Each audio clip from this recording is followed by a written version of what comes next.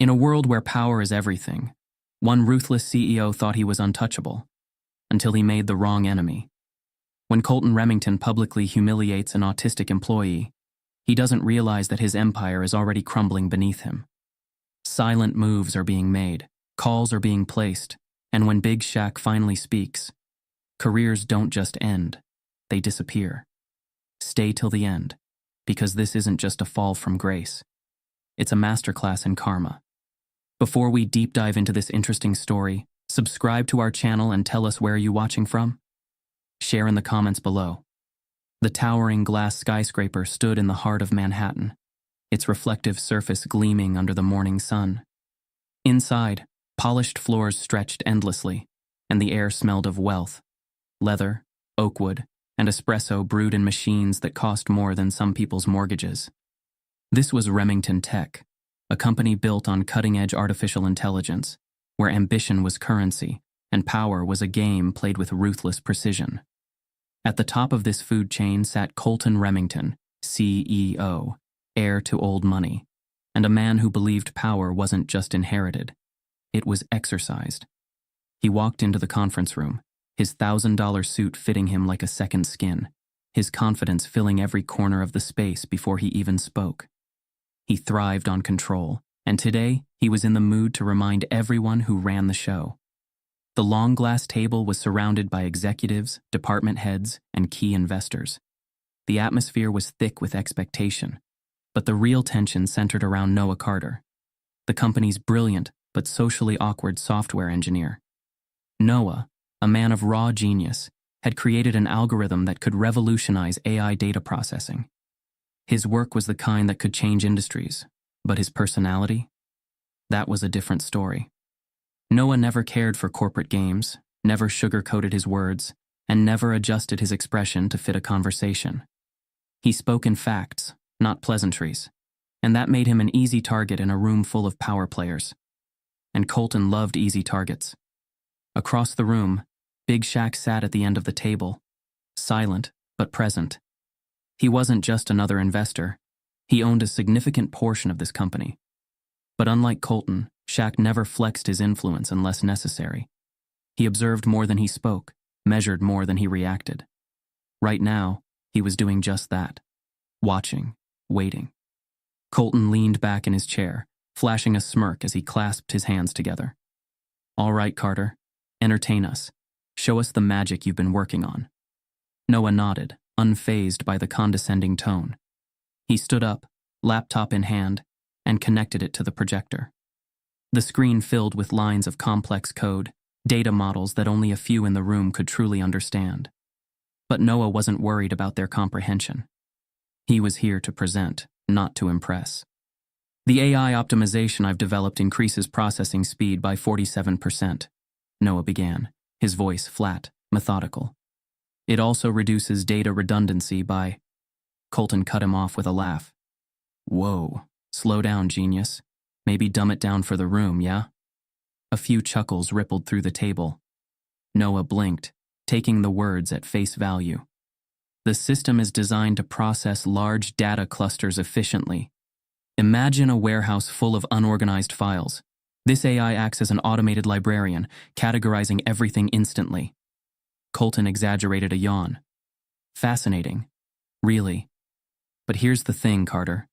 You're a numbers guy, not a people guy. And business? Business is about people, not cold calculations." Noah's gaze didn't waver. "The system improves efficiency. That benefits people." Colton leaned forward, tapping his fingers on the table. "See? That's where you miss the point. You're like a human calculator, no personality, no awareness, just spitting out numbers. And you expect real business minds to get excited about that?" He turned to the room, grinning. "I mean, seriously, who wants to take business advice from a robot?" Laughter. Not the kind that fills a room with warmth. The kind that slices through a person, cold and sharp. Shaq's expression didn't change. But inside, the storm had begun. Noah stood still, his mind processing the situation. He understood data. He understood logic.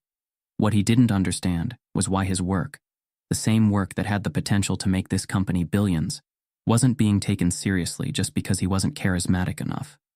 Colton didn't stop there. He turned to the executives. See, this is the problem with these genius types. They think a good idea is enough. They don't get that presentation matters, that confidence matters. One of the department heads, sensing the power dynamic, chimed in. Maybe Noah should stick to coding and let someone else handle the business side. More laughter, more nods. The room was shifting, aligning itself with the strongest force in it. Colton. That's how these environments worked. If a leader pointed at someone and deemed them weak, the pack followed suit. Colton let the moment breathe, enjoying the control. Then, as if to throw Noah a bone, he gestured at the screen. Tell you what, Carter. Let's say this thing actually works the way you claim. Maybe, just maybe, I'll consider pitching it to the board. But you're gonna have to sell me on it first. Convince me, impress me. A test. One Noah wasn't wired to pass. The room waited.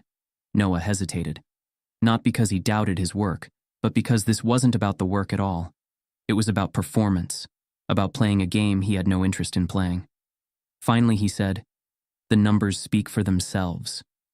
If you need to be entertained to see their value, maybe you're in the wrong business. Silence. Then, Colton laughed, loud, cruel, the kind of laugh meant to cut deep.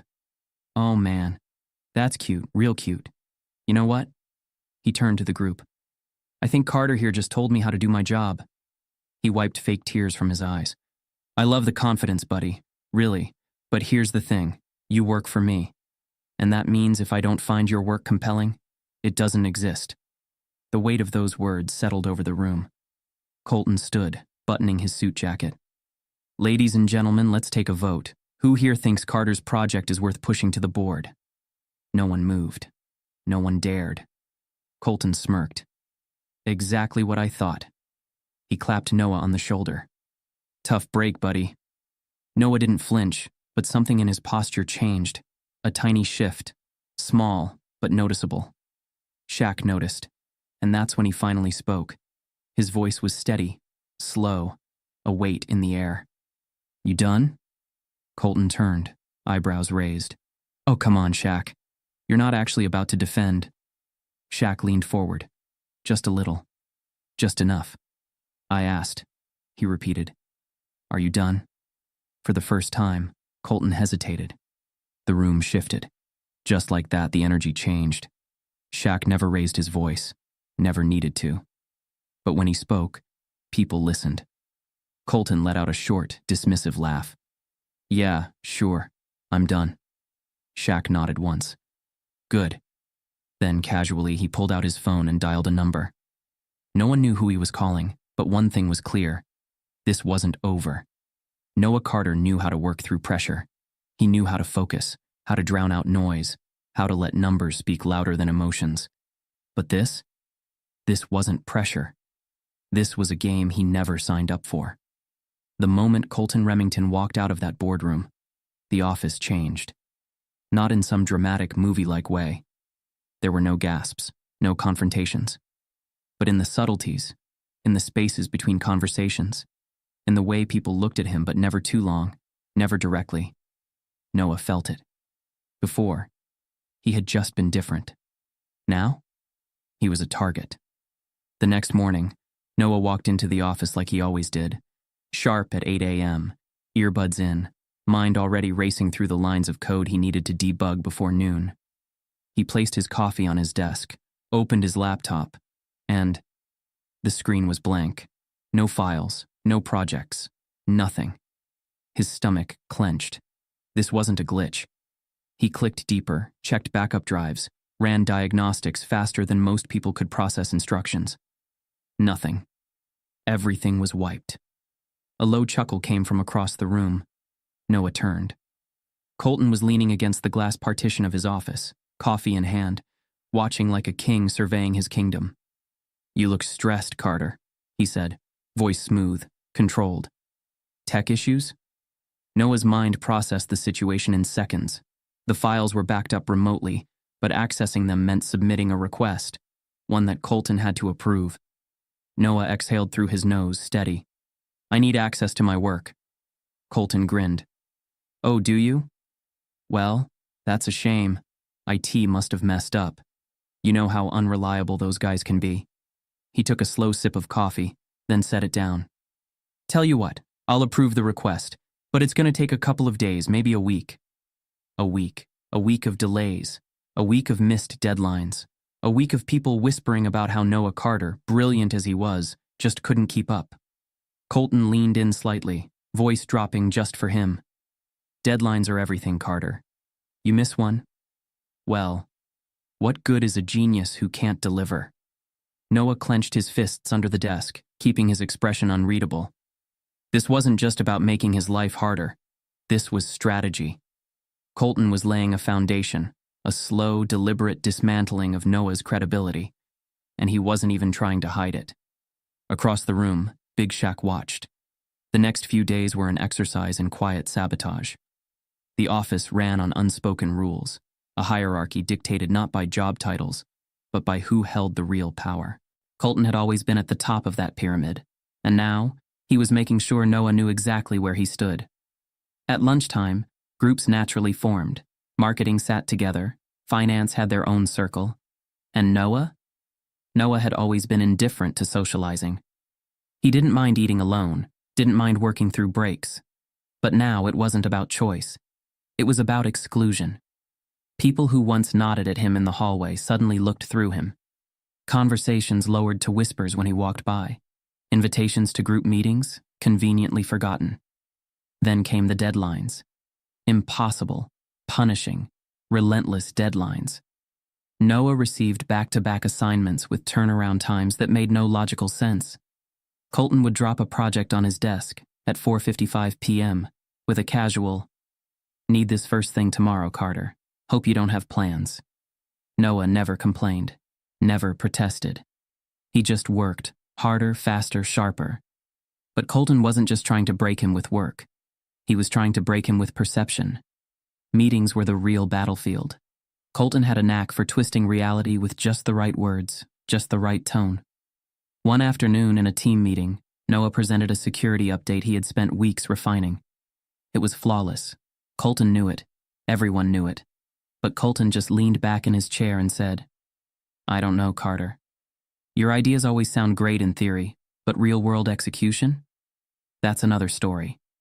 No actual criticism, no specifics, just a seed of doubt. And that was enough. People shifted in their seats. No one disagreed with Colton. No one ever disagreed with Colton. That was how power worked. And still, Big Shaq watched. Colton was waiting for the crack. He wanted to see Noah snap, lash out, beg for respect. That was what made it fun, watching someone finally break under the weight of it all. But Noah never cracked. He showed up every day, on time, efficient, unaffected. He never gave Colton the reaction he wanted. And that was driving Colton insane. One evening, as the office emptied out, Colton stood by the window of his corner office, watching Noah work late again. His jaw tightened. "How long is he gonna last?" he muttered under his breath. A voice answered from behind him. "You tell me." Colton turned. Shaq, standing in the doorway, arms crossed, face unreadable. For the first time, something flickered in Colton's eyes, something close to discomfort. Shaq stepped inside, closing the door behind him. "What are you doing?" Shaq's voice was low, even. Colton smirked, playing casual. "What do you mean?" "Just making sure my team performs at their best." Shaq didn't blink. "That what you call it?" Colton's smirk twitched. "Come on, man. You know how this works. Some people thrive under pressure, some people—" Shaq cut him off. "You ever seen a storm build, Colton?" Colton frowned. "What?" "A storm," Shaq repeated. "You ever watch one roll in? It's quiet at first, subtle. You don't even notice it. Then, before you know it, sky goes black. Wind picks up. And when it hits, there's nothing you can do to stop it." Colton chuckled, but there was a flicker of something in his expression, something uncertain. "You giving me a weather report, Shaq?" Shaq didn't answer. He just turned, walked out, and left the door open behind him. Colton exhaled, rubbing his temples. He wouldn't let Shaq spook him. But still, For the first time, he felt the air shift, and outside, Noah Carter kept working, unshaken, unbroken. The all-hands meeting was scheduled for 11 a.m. sharp. By 10:55, the massive conference room was already filled with department heads, senior executives, and mid-level managers, everyone who mattered in Remington Tech. The room buzzed with low murmurs, a mix of routine corporate small talk and hushed conversations about the growing tension in the office. At the head of the long table, Colton Remington leaned back in his leather chair, an easy smirk tugging at his lips. He had planned this moment carefully, down to the second, down to the smallest detail. This wasn't just about proving a point. It was about making a statement. Noah Carter sat at the far end of the table, quiet as always, his laptop open, his notes stacked neatly beside him. He knew this meeting was important. What he didn't know, what he couldn't know, was that it was a trap. And watching from his seat near the window, Big Shaq observed everything. The meeting kicked off as usual, standard agenda items, performance updates, and a few carefully curated compliments thrown around by executives who knew how to keep themselves in Colton's good graces. Then, at exactly 11:32, Colton leaned forward, clasping his hands together like a man about to deliver something profound. "All right, folks," he said, his voice dripping with amusement. "Now for the real highlight of the day." The room quieted, expectant. Colton turned his gaze toward Noah. "Carter, why don't you walk us through the new AI integration model?" Noah blinked. That wasn't on the agenda. He hadn't been informed he was presenting, but he didn't hesitate. He reached for his notes, calm as always, and stood. Of course. He connected his laptop to the projector, and within seconds, the screen lit up with lines of complex code and graphical representations of machine learning patterns. Noah wasn't the kind of person to dress up his presentations with flair or unnecessary theatrics. He let the numbers, the algorithms, and the results speak for themselves. "The new integration optimizes data flow by 46%, he began, his tone steady, direct. "This not only improves processing speed but reduces system lag in high-demand operations by nearly half. In application testing, the error rate—" Colton sighed dramatically, cutting him off. "Whoa, slow down, Carter. You're killing the mood here." The interruption was sharp, intentional. Noah stopped mid-sentence, confused.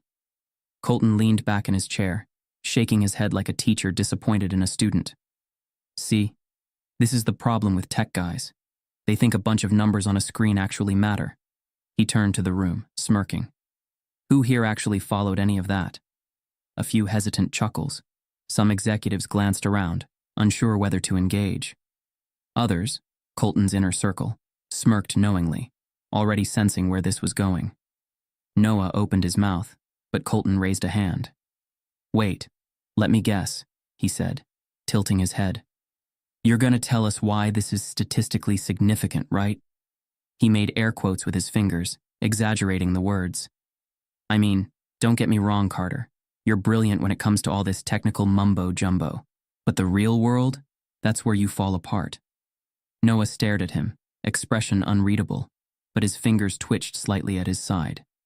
Colton wasn't done. "Let's be real here," he continued, voice carrying through the silent room. "You're a walking error message. No social awareness, no understanding of how business actually works. You're good at one thing, coding. So why don't you do us all a favor and stick to that? Leave the thinking to real people." Silence. A deep, suffocating silence. The kind that hangs heavy in the air, pressing down on everyone who hears it. Noah didn't move. He didn't speak. He just stared at his notes, gripping them so hard his knuckles turned white. A few employees stole glances at Shaq, their eyes flickering between him and Colton, waiting to see if he would step in. But Shaq? He didn't react. Not yet. Colton let the silence stretch, letting the weight of his words sink in. Then slowly, deliberately, he laughed. Not a genuine laugh. Not even an amused one. A performance. And like a signal, a few others in the room followed. Low, uncertain chuckles from those who knew better than to challenge Colton's authority. Noah stood there taking it. His mind processed everything in fractions of a second. The tone, the laughter, The shift in the room. He recognized the pattern. It wasn't the first time he'd been in this position. It wouldn't be the last. But this time, something was different. He wasn't just being ridiculed. He was being put on display. And still, Shaq didn't move. He sat there, arms folded, watching. Most people mistook inaction for indifference. What they failed to realize was that true power doesn't react, it waits. Shaq had been around long enough to know that Colton wasn't just arrogant. He was strategic. He never attacked unless he was certain he could win. And right now, Colton thought he had won. He thought he had broken Noah. He thought Shaq was just another spectator. He thought wrong. The tension in the room wasn't fading. It was stretching, thick, unrelenting, an invisible force that hadn't settled the way Colton expected it to. Noah wasn't defending himself, but he also wasn't reacting the way Colton wanted. And Shaq?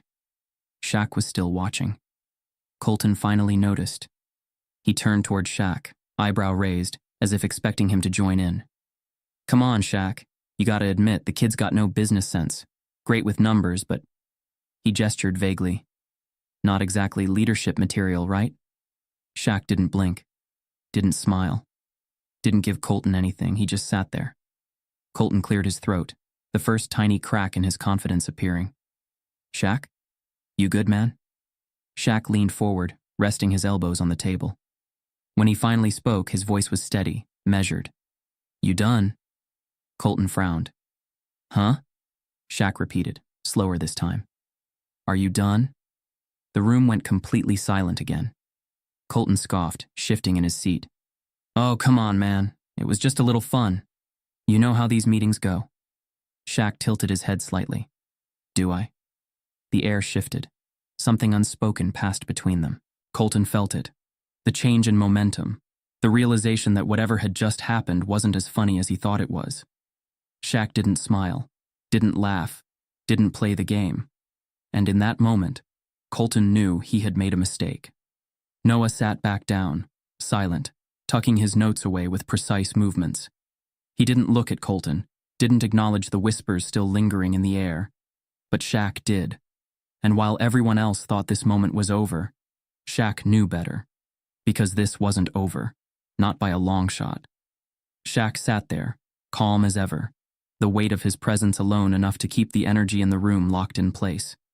He didn't react during Colton's little show, didn't flinch when Noah was put on display, didn't even shift when the laughter faded into an uncomfortable hush. Because this wasn't the time to react. This was the time to move. Colton, still basking in his own arrogance, finally turned to Shaq, a lazy smirk tugging at his lips. You look tense, big guy, he mused. Something on your mind? Shaq exhaled slowly, controlled, calculated. Then, without a word, he leaned forward, pulled out his phone and dialed a number. A pause. Then in a voice so casual it could have been mistaken for a lunch order, he said, It's time. Do it. A simple statement. No theatrics. No raised voice. Just 5 words. But those 5 words, they sent a ripple through the air. Colton chuckled, shaking his head. Oh, come on, Shaq. You gonna defend the nerd now? He scoffed, adjusting his cufflinks like this was just another game, another moment where he held all the cards. What's next? You gonna give Carter some life advice? Maybe tell him how to toughen up? Shaq didn't respond right away. Instead, he grinned. Not a big, full-toothed grin. No, this was something smaller, sharper. The kind of smile that didn't mean amusement. It meant checkmate. Nah, man, Shaq said, voice easy, smooth. I'm just making sure Karma don't miss your address. Colton's smirk twitched. Just barely. And for the first time in a long time, he felt something close to unease. By the time the meeting wrapped up, most of the executives scattered back to their offices. But Colton stayed put, watching Shaq with narrowed eyes, trying to decipher what exactly that phone call meant. It wasn't until precisely 12:45 p.m., just over an hour later, that he got his first hint. His assistant Lauren walked in, her usual polished composure noticeably shaken. Sir, you need to see this. Colton barely looked up from his desk. Unless it's a $1 billion contract, it can wait. Lauren hesitated. It's about the board. They're calling an emergency session. That got his attention. Colton frowned, finally setting down his pen. What? Why? They didn't say, Lauren admitted, shifting uncomfortably. Just that you're expected in the main conference room in 15 minutes. Colton forced out a short laugh, but it was strained. Please. They wouldn't call a board meeting without looping me in first. Lauren didn't argue. She just slid an envelope onto his desk. Colton stared at it. Then, slowly, he picked it up and opened it. Inside was a formal notice. The kind of notice that meant trouble. The kind of notice that meant something bigger than him was already in motion. 15 minutes later, Colton strode into the boardroom, his confidence back in place. He wasn't worried. Couldn't be. He had too much leverage, too much control. But as he scanned the room, something was off. The usual allies, the ones who always nodded along, backed his decisions, laughed at his jokes, weren't meeting his eyes. Instead, they looked careful, guarded. Some were shifting uncomfortably. Others were reading through documents that definitely weren't part of the scheduled agenda. And at the far end of the table, in the largest chair in the room, Big Shaq sat. Silent, watching, waiting. Colton took his seat, forcing a smirk. All right, let's cut the suspense. What's all this about? A beat of silence. Then, finally, Graham Lasker, one of the oldest and most respected board members, folded his hands and spoke. There have been some concerns, he said carefully. Concerns regarding leadership conduct, workplace ethics. He tapped a file on the table. Multiple complaints. Colton barely managed to hold back a scoff. Oh, come on. Complaints? From who? The coffee guy? Silence. Then, Graham slid the file across the table. You should read this. Colton flipped it open, and his stomach dropped. Inside were detailed reports. Not just about Noah, but about multiple employees. Instances of bullying, manipulation, unethical workplace behavior. Complaints that had been filed and buried. Complaints that should have stayed buried. Colton's throat went dry. This is ridiculous, he muttered. You can't seriously be entertaining this garbage. Graham didn't flinch. The company takes these matters seriously. Colton shook his head. Oh, please. If every CEO got fired over a couple of whiny employees, half of Wall Street would be unemployed. That's when Shaq finally spoke. That your defense? His voice was calm, measured. The room went still. Colton turned toward him, irritation flaring. Excuse me? Shaq leaned forward slightly. That your defense? He repeated. That you're just doing what everyone else does? That you're not the problem? It's just the whiny employees? Colton let out a dry laugh. I don't owe anyone a defense. This is my company. Graham exhaled. Actually, Colton, it's not just yours. A pause. Then Graham gestured toward a legal document sitting at the center of the table. Colton's eyes darted to it. It was a shareholder motion, and it had Big Shaq's signature on it. Colton felt the blood drain from his face. Shaq sat back, watching Colton's face shift, watching him put the pieces together. You know what your problem is? Shaq said finally. You think power's about being louder, meaner, smarter than the next guy. He tilted his head. But real power? Real power moves in silence. Colton's pulse pounded in his ears. He tried to keep his composure, but this wasn't just a bad meeting. This was a move against him. A coordinated, planned, calculated move. And Shaq had started it with a single phone call. Graham cleared his throat, bringing Colton back to the room. Effective immediately, Colton. The board is launching a formal review into these allegations. His tone left no room for argument. You'll be placed on temporary leave until we reach a decision. Colton's stomach clenched. You can't do that, he shot back. I built this company. You don't own a majority anymore, Shaq interrupted, voice level. You were too busy playing king to realize you don't even have enough votes to stop this. Colton stared at him, jaw tight, anger flaring. Shaq smiled, just barely. Then he stood, adjusted his watch, and as he walked toward the door, he patted Colton on the shoulder. Guess it's time you learned, Shaq said, low and steady. Some of us don't need to yell to make things happen. Then just like that, he was gone. And Colton? For the first time in his life, he had nothing to say. Colton Remington had always prided himself on control. He controlled the boardroom, the conversations, the narrative. He controlled people, their perceptions, their fears, their careers. That was the game, and he played it better than anyone. But now the game was slipping through his fingers. The first sign of trouble wasn't loud. It wasn't dramatic. It was subtle. A shift in the air, an unease that crawled up his spine before his brain even had the chance to process it. It was just past 8 a.m. when Colton's phone rang.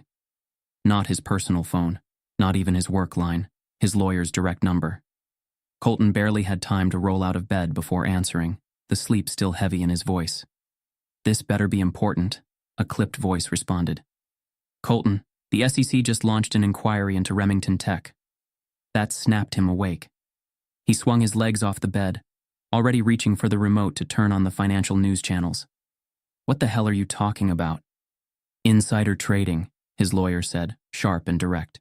"Shady stock moves. We don't know how they got the reports, but they're real, Colton. And there's more." Colton froze, his heartbeat picking up speed. "Anonymous complaints have been flooding in," the lawyer continued. "About leadership misconduct, bullying, harassment. We're talking dozens of reports, all from different departments." Colton's mind raced. This wasn't just a minor HR issue. This was an organized attack. Someone wasn't just trying to rattle him, they were trying to end him. "Who the hell is behind this?" Colton growled, gripping his phone so tightly his knuckles went white. The lawyer hesitated. Then carefully he said, "Someone powerful." Colton inhaled sharply. He didn't need to ask. He already knew. By 9:30 a.m., Colton was inside Remington Tech's headquarters, walking into an emergency board meeting. He was still running on pure arrogance, convinced that he could salvage this, spin the narrative, regain control. He was wrong. The moment he stepped into the room, he felt the shift. The usual air of respect, the nods, the deference, was gone. Instead, the board members sat stiffly, their expressions cautious, unreadable. The first betrayal came from Graham Lasker, one of Colton's oldest allies. "We need to talk, Colton," Graham said, his voice too even, too rehearsed. "This SEC investigation is serious. Investors are already panicking." Colton scoffed. "Please, this is nothing. A bunch of noise. Give me a day and I'll—" "We're bringing in external auditors," Graham interrupted. "Effective immediately." Colton's pulse spiked. Auditors? That meant someone was looking through every financial decision he had made in the last decade. He forced out a laugh, but it came out hollow. "Since when do we need babysitters?" Another board member, Elaine Roth, another former ally, spoke up. "Since an anonymous whistleblower sent the SEC a detailed breakdown of every questionable stock move you've made in the last 2 years, she said. Her tone wasn't even accusatory, just factual, which made it worse. Colton's jaw tightened. "You think I had something to do with this?" A long silence. Then, Graham folded his hands on the table and said the one thing Colton hadn't expected to hear. "We think it's time for a leadership change." The air left Colton's lungs. For the first time, real panic hit him. By the time Colton stormed back into his office, his assistant Lauren was already waiting for him, phone in hand, eyes wide with something close to dread. "Sir?" she started. "There's something else." "What now?" he snapped, running a hand through his hair. She hesitated, then turned her phone around, showing him a Twitter feed. At first, he didn't understand what he was looking at. Then he saw it. A video. A leaked recording from the all-hands meeting. His own voice, sharp, smug, merciless, played on loop. "You're a walking error message, Carter. Just shut up and do the coding. Leave the thinking to real people." And underneath, the hashtag that was already trending nationwide. Colton exposed. Colton's vision blurred with rage. "How the hell did this get out?" Lauren swallowed hard. "We don't know, but it's everywhere. Twitter, Reddit, LinkedIn. Even the news outlets are picking it up." Colton grabbed the phone out of her hands and scrolled. Thousands of comments. Thousands of retweets. Remington Tech is a toxic workplace. This is disgusting. How many other employees has this guy destroyed? How does a guy like this still have a job? Boycott Remington Tech. His hands shook. This wasn't just an HR problem. This wasn't just bad PR. This was career suicide. His chest tightened, but his mind was already shifting into survival mode. He needed to control the story. He needed to find out who leaked the video and bury it before it got worse. So he did the one thing he swore he'd never have to do. He called Shaq. The line rang. Once, twice. Then finally. Yo. Colton didn't waste time. Did you do this? A pause. Then Shaq chuckled. Not a loud laugh. Not mocking. Just a small, knowing sound. Did I do what? Shaq asked, slow, deliberate. Colton's grip tightened on the phone. Cut the act, man. The SEC, the board, the leaked video, you're behind this. Shaq didn't confirm it, but he didn't deny it either. Instead, he said, I told you, man. Karma don't miss. Colton's jaw clenched so hard his teeth ached. I can fix this. Shaq hummed, like he was considering it. Then, nah. Colton's pulse thundered. You still don't get it, do you? Shaq interrupted, his voice smooth, calm, like he wasn't just talking to Colton but reading his obituary. This was never about one meeting, one video, one scandal, Shaq said. This is about the way you do business, about every career you killed, every person you humiliated, every corner you cut. He let the silence stretch before finishing with one final sentence. You built your empire on fear, Colton. Then quieter, sharper. And now it's all coming down. Click. The call ended, and for the first time in his life, Colton Remington felt what it was like to be powerless. Colton Remington had spent years cultivating power, not just in his company, but in the industry, in the markets, in the circles where real influence lived. His name was synonymous with dominance, control, and unchecked ambition. But now, his name was poison. The news cycle wasn't letting up. The SEC probe had leaked to the press. The number Colton exposed hashtag was still trending. Employees were whispering. Investors were backing away. Colton wasn't just losing control. He was watching it slip through his fingers. By Monday morning, Colton was already on the phone, calling in every favor he had left. His first call went to Damon Walsh, a high-profile PR fixer. Damon, Colton said, gripping his coffee mug like it was a lifeline. I need this cleaned up. Now. A pause. Then Damon sighed. Colton, I don't know what to tell you, man. You got the SEC breathing down your neck.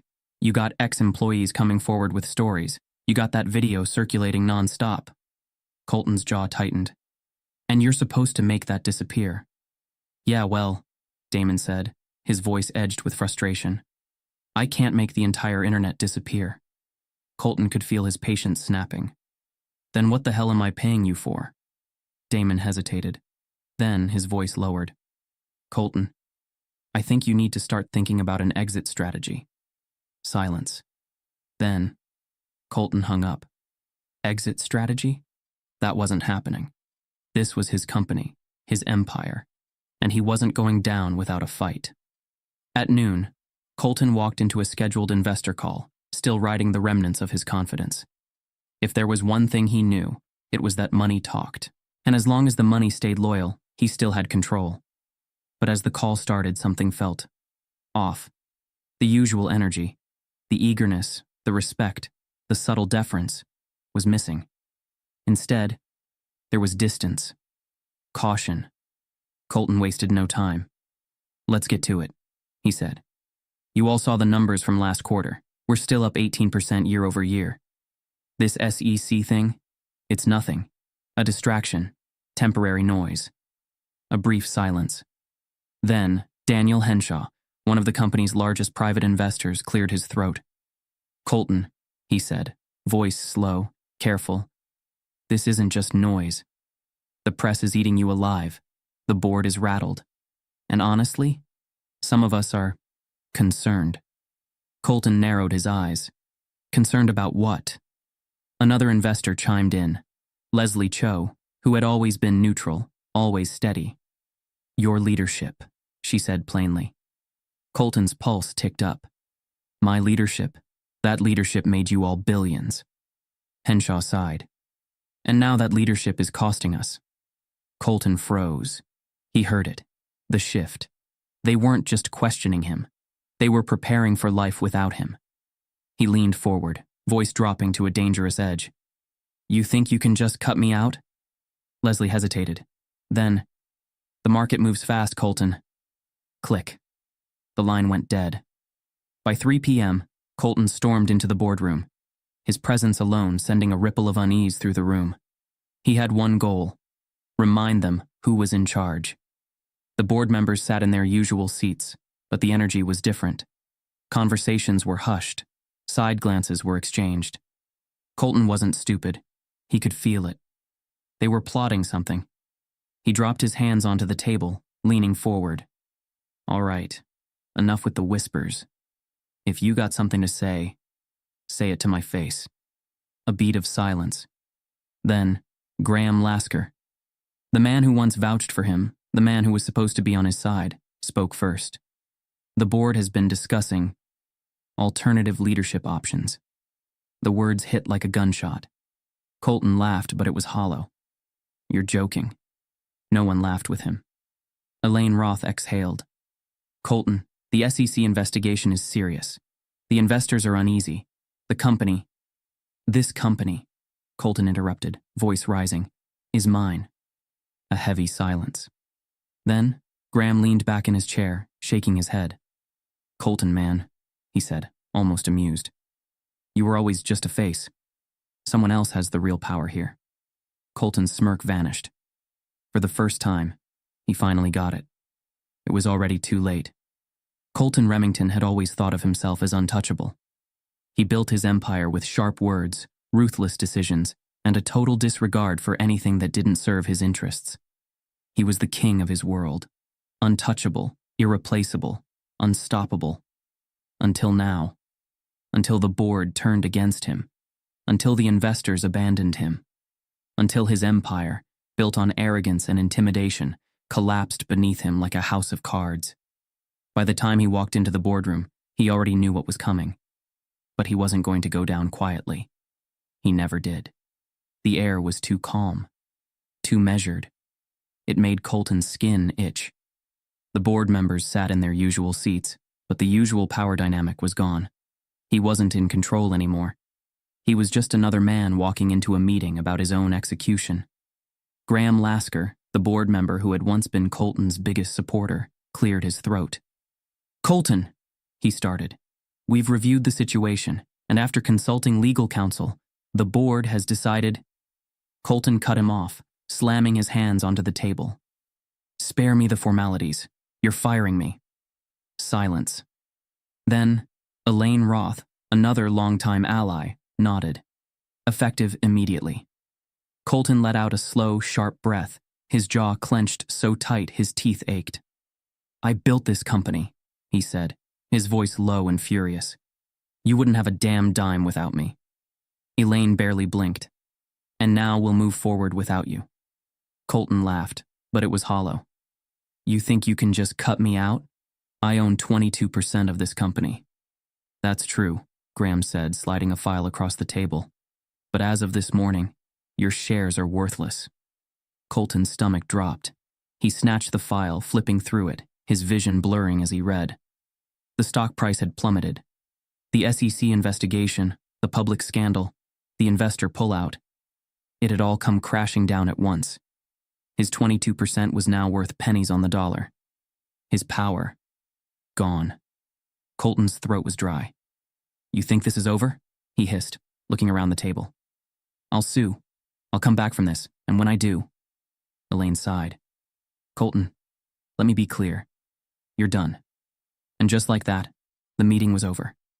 His entire career, his legacy, his status as the untouchable king of Remington Tech, was gone. And no one even looked back as they left the room. Colton barely made it back to his office before his phone started ringing. Calls, messages, all disappearing. He scrolled through his contacts, people who had been in his corner for years. investors, business partners, clients. He called Daniel Henshaw, the investor who had once backed every decision he made, straight to voicemail. He tried Leslie Cho, another ally. Her assistant answered. Ms. Cho is unavailable. Colton gritted his teeth and dialed Damon Walsh, his PR guy, the one who was supposed to be fixing this. This time, someone answered, but it wasn't Damon. Damon's not available, a polite but firm voice said. Colton clenched his jaw. Tell him to call me back. Now. A pause. Then the voice gave him the final blow. I don't think he will, Mr. Remington. Click. The line went dead. Colton stared at his phone, disbelief creeping in. They weren't just abandoning him, they were erasing him. The people who once laughed at his jokes, drank his expensive whiskey, and celebrated his victories, they were acting like he never existed. By the time he left the office, his world was spinning. He needed a drink, a plan, something to keep him from losing his mind. But when he walked into the lobby, security was already waiting. A tall man in a crisp navy suit stepped forward. Mr. Remington, we'll need your company ID. Colton stared at him. Excuse me? The guard's expression didn't change. You're no longer authorized to be in the building. For a second, Colton thought about arguing. Then slowly he reached into his pocket, pulled out his keycard, his badge, his last ties to the empire he built, and placed them in the guard's hand. Without another word, he turned and walked out. His driver wasn't waiting for him, because of course he wasn't. His company credit card had already been canceled. Fine. He still had money. He'd just go to the bank, pull some cash, get his head straight. But when he walked into Remington First Bank, the teller's expression shifted the second she saw his name. I'm sorry, Mr. Remington, she said. Your accounts have been temporarily frozen. Colton's breath hitched. What? The woman hesitated. We received a request from the board this morning. Given the ongoing investigation, your assets are under review. Colton's chest tightened. You can't just... I'm sorry, sir. Sorry. The word burned. The board had cut him off from his own money. Colton gripped the counter so hard his knuckles turned white. He had gone from one of the most powerful men in the industry to a man with nothing. Colton walked out of the bank, his mind racing, his heart pounding with rage. He needed to fix this. He needed to claw his way back. And then, he saw him. Standing by the curb, leaning against a sleek black car, arms crossed. Big Shaq. Colton stopped in his tracks. Shaq didn't move, didn't smirk, didn't gloat. He just looked at Colton, calm, unshaken. Colton's hands curled into fists. You did this. Shaq raised an eyebrow. I did? You think this is funny? Colton snapped, voice sharp, raw. You think watching me lose everything is some kind of game? Shaq exhaled, tilting his head slightly. Funny how life works, huh? His voice was slow, steady, inevitable. You spend years tearing people down. He paused, letting the weight of the moment settle. And now you ain't got a leg to stand on. Silence. A cold, hollow silence that Colton had never felt before. Shaq gave him one last look, then pushed off the car and stepped inside. The door shut with a quiet finality. And then, he was gone. Colton stood there, alone, in the middle of a city that no longer belonged to him. For the first time in his life, he had no power. And he had no one to blame but himself. Colton Remington had nothing left to lose. His empire, gone. His fortune, frozen. His allies, vanished. His name, a joke in the business world. And there was only one man to blame. Big Shaq. The thought burned through Colton's skull like a wildfire, consuming every rational thought, every ounce of self-control.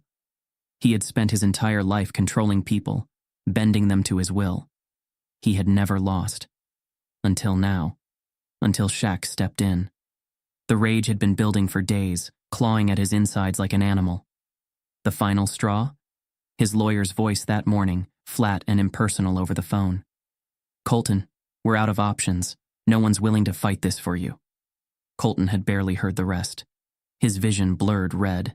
And now, here he was, storming through the glass doors of Shaq's corporate headquarters, past the receptionist who barely had time to react, past the security guards who called after him.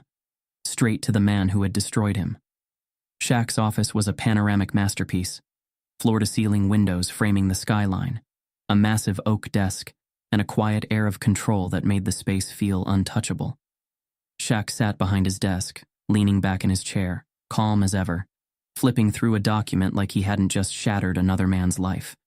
He barely glanced up when Colton burst through the door. The guards were seconds behind him, but Shaq held up a hand, stopping them in their tracks. Colton was breathing hard, his entire body coiled with fury. His suit was wrinkled, his tie askew, a far cry from the polished executive who once walked these halls like a king. "You think you can just ruin me?" Colton's voice was raw, hoarse, on the edge of breaking. Shaq exhaled, slow and steady, completely unfazed. "Nah, man." He closed the file in front of him, set it aside. "You ruined yourself." Colton laughed, a broken, humorless sound. "You don't get it. You think you've won? This whole game you played? It's not over." Shaq studied him for a long moment. Then slowly, he leaned forward, resting his elbows on the desk. "Colton," he said, voice low, measured. "What game?" Colton's mouth opened, but no words came. Because suddenly, he didn't have an answer. The game, the one he had spent years mastering, it wasn't a game anymore. It was real, and he had already lost. "You think this is funny?" Colton snapped, his voice shaking. "I had everything. I was everything." Shaq just nodded. "Yeah, and look what you did with it." Colton's chest heaved, his hands trembled. Then, he snapped. With a furious roar, he grabbed the nearest chair and flung it across the room. It crashed into the glass wall with a deafening thud, but Shaq didn't even flinch. Colton's rage boiled over. He swept a stack of papers off Shaq's desk, sent a glass shattering against the floor. The guards moved in, but Shaq lifted a single hand. "Let him have his moment," he said, his voice steady. "It's the last time he'll have an audience." Colton froze. The words hit harder than any punch. The last time he'll have an audience. Because this was it.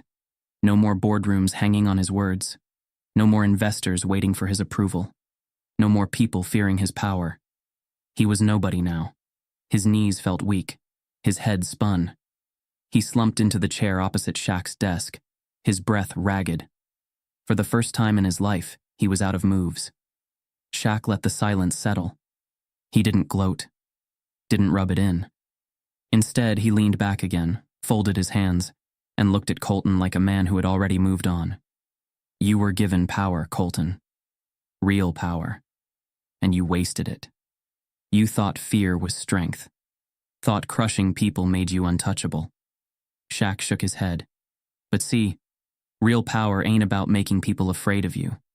He let the words hang. "It's about making sure they don't forget you." Colton swallowed hard. And deep down, in the pit of his gut, he knew. He wouldn't be remembered. Not as a visionary, not as a leader, not as a man who built an empire. He would be remembered as a cautionary tale. Shaq sighed, glancing at his watch. "We're done here." And just like that, Colton Remington became irrelevant. Security escorted Colton out of the building. He didn't fight it, didn't speak, didn't even lift his head. Outside, the city hummed around him, but it no longer felt like his city. It felt bigger, louder, indifferent. He reached into his pocket, pulled out his phone. No new messages, no missed calls, nothing. He was alone. And for the first time in his life, he had no idea what to do next. The halls of Remington Tech had never felt different to Noah Carter. Even after the chaos, the headlines, and the collapse of the man who once ruled this place with an iron grip, the building remained the same. Glass walls, silent, careful footsteps, that faint scent of roasted coffee and ambition still lingering in the air. But something had shifted. And for the first time since he started here, Noah wasn't invisible anymore. The elevator doors slid open to the executive floor. The air was noticeably lighter, the tension that once hung in the corners now replaced with something calmer. Noah stepped out, adjusting the cuffs of his new suit. He had never been one for fashion, but Shaq had given him a tip before sending him here. "First impressions matter, kid." People respect what they see before they respect what they hear. So here he was, dressed sharp, walking with purpose.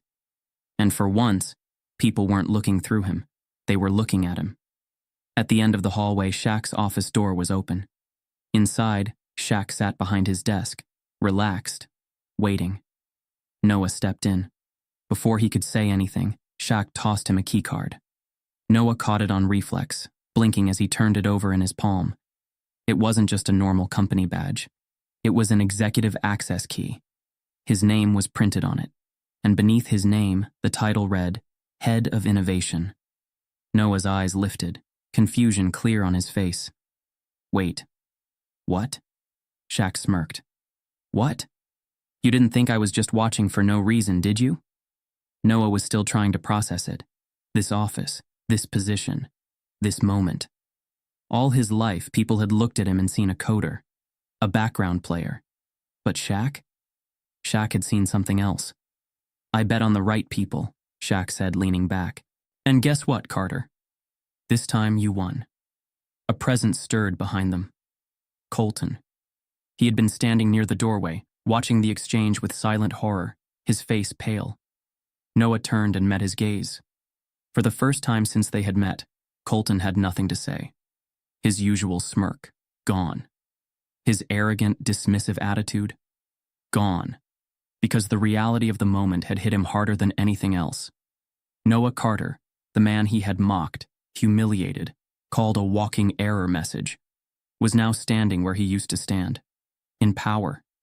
And he was nothing. Colton's throat worked, like he wanted to say something, but there were no words left to save him. Shaq glanced at him briefly, then turned back to Noah, already moving on. Come on, he said, standing. I'll walk you to your new office. And just like that, Colton Remington became background noise. Shaq led Noah down the executive hallway, passing the same offices that had once been closed to him. But today, the doors weren't barriers anymore. A few employees glanced their way, some with curiosity, others with quiet respect. Shaq noticed Noah's hesitation and smirked. Feels weird, doesn't it? Noah exhaled, nodding. Yeah. Get used to it, Shaq said. You earned it. They stopped in front of an office, a glass-walled corner suite overlooking the city. Shaq pushed open the door. Noah stepped inside, scanning the space. It was sleek, modern, a room designed for a leader. His desk sat by the window. His nameplate was already there. Noah ran a hand over the polished surface. It still didn't feel real. Shaq clapped a hand on his shoulder. All right, Carter, time to get to work. Noah turned, still stunned. That's it? No big speech? Shaq grinned. Nah, real power doesn't need applause. He stepped back, heading toward the door. Noah watched him go, still processing everything. Still realizing that for the first time in his life, he wasn't just the guy in the background. He was the one making decisions now. And that was a victory that needed no audience. Some men build empires. Some men silently take them apart. You just watched a king lose his crown without a single punch thrown. Power isn't about control. It's about knowing who really holds the strings. And if you think this was just another downfall, you haven't seen what comes next.